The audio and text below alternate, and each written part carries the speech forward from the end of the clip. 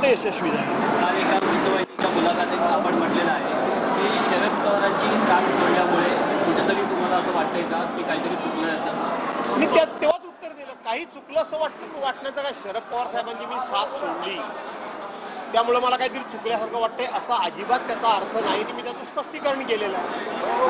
मी ती निर्णय घेतला तो चुकीचा होता हे स्पष्टपणे मी बोललो. ते काही लपून छपून मी आड पडण्यानं काही बोललो नाही. पण ह्याचा अर्थ मला त्याची आता खंत वाटते असा अजिबात नाही. पण शिवसेनेत आल्यानंतर पक्षाने जी तुम्हाला उभारी द्यायला पाहिजे होती, मंत्रिपद द्यायला पाहिजे होती, ती दिलेली नाही. त्याची कुठेतरी खंत वाटते का आपल्याला? नाही, असं आहे की मला मंत्रिपद मिळायला पाहिजे होतं हे तेव्हाही बोललो, आजही बोलतो, उद्याही बोलेन. का मिळायला नको होतं त्याचं कारण कोणाकडे असेल तर ते स्पष्ट केलं पाहिजे. पण तो नाही मिळालं म्हणून काय रडत बसायचं आहे का? रडत बसायचं नाहीये, लढत बसायचं. त्यामुळे मंत्रिपद मिळालं नाही म्हणून मी रडत बसलो नाही. मंत्रिपद मिळालं नाही म्हणून जे कोणी फुटून गेले त्यांच्याबरोबर पण मी गेलो नाही. मी लढतोय.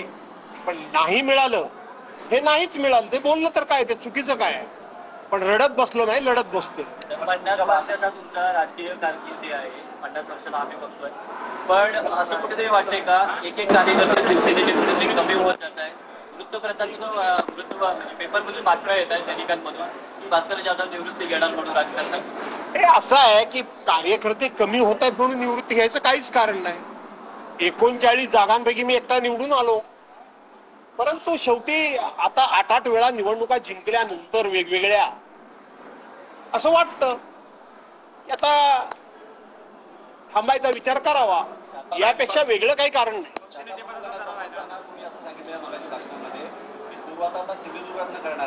हो, कधीपासून करणार आहे असं म्हणजे माझ्याकडे ते कार्यक्षेत्र नाही. परंतु सर्वांची अशी भावना आहे की कोकणामध्ये मी स्वस्थ बसू नये. कोकणामध्ये सिंधुदुर्गापासून तर अगदी पालघरच्या टोकापर्यंत मी उठाव करावा अशी सगळ्यांची धारणा आहे. त्यामुळे माझा मूळ स्वभाव कधी कधी उफाळून येतो की आपण स्वस्थ बसायचं नाही, आपण पेटून उठलं पाहिजे. आणि म्हणून असं वाटतं की आपण सिंधुदुर्गापासून सुरुवात करावी. दाखवण्याची शेवटची इच्छा असल्याचं आपण विचार केला. पक्षनेता आपल्याला हो, विरोधी पक्षनेता कसा असू शकतो? विधायक कामामध्ये, चांगल्या कामामध्ये मदत करणारा आणि सध्याचं जे सरकार भ्रष्टाचारी सरकार आहे त्या भ्रष्टाचाराचे वाभाडे काढणारा, त्या भ्रष्टाचारांना पूर्णपणे जनतेसमोर शारीरिक दृष्ट्या नव्हे तर शाब्दिक दृष्ट्या नग्न करणारा अशा पद्धतीचा विरोधी पक्षनेता म्हणून मी काम केलं असतं. सरकारच्या चांगल्या कामाला सहकार्य केलं असतं. पण सरकारच्या चुकीच्या कामाला मात्र त्या ठिकाणी त्यांचे वाभाडे काढताना, त्यांचा भ्रष्टाचार वेशीवर टांगताना मी कशाचीही पर्वा बाळगली नसती. मी विरोधी पक्षनेता झालो असतो तर. आणि त्यामुळेच विद्यमान सरकार एवढं पाशवी बहुमत असताना घाबरतंय असं मी बोललो ना बघा. साहेब, मनसे पक्ष आहे हिंदी भाषेची सक्ती करण्याच्या विरोधात आहे. महाविद्यालयामध्ये जाऊन ठिकठिकाणी निवेदन केले जातात, काय सांगाल? केवळ मनसे हिंदी भाषेच्या सक्तीच्या विरोधात नाही, शिवसेना सुद्धा विरोधात आहे. वेगवेगळे विचारवंत वेगळे विरोधक आहेत, साहित्यिक विरोधक आहेत, ज्यांना म्हणून महाराष्ट्राच्या मराठी भाषेची चिंता वाटते या सरकारच्या कारकिर्दीमध्ये.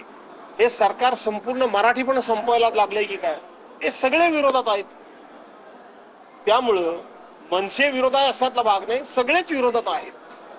पण मध्यंतरी सरकारनं आम्ही मराठी आपली हिंदी सक्ती करणार नाही, आम्ही तो विषय काढून टाकलेला आहे असं म्हटलं. पण गेल्या 8 दिवसात अशा काय घटना घडल्या की सरकारनं पुन्हा तो हिंदीचा विषय पुढे काढला? हे तुम्ही पत्रकारांनी शोधून काढा. 8 दिवसात काहीतरी घटना घडलेल्या दिसत आहेत म्हणून तो सरकारने पुन्हा विषय शोधून काढला का, हे तुम्ही पत्रकारांनी शोधा. दुसरा विषय असा आहे की आमचे नेते संजयराव राऊत सकाळी काहीतरी मुलाखतीमध्ये असे म्हणाले, असं तुम्ही म्हणता की भास्करराव काही नाराज नाहीत, मी त्यांच्याशी बोलेन, आम्ही त्यांना भाषण करायला परवा पण दिलं होतं. खरं तर ते माझे सिनियर नेते आहे, माझ्या पाठीमागे खंबीरपणे उभे राहणारे. आणि सर्वसाधारणपणे आपल्या एखाद्या नेत्यानं जर एखादं स्टेटमेंट केलं तर त्याच्याबद्दल आपण प्रतिक्रिया द्यायची नसते, परंतु अशा पद्धतीनं ते वरचेवर मला सावरण्याची भाषा करतात. मला असं वाटतं की मला एका गोष्टीचं भान आहे की मला भाषण करायला पक्ष देतो की नाही देतो हे मला चांगलं कळतं.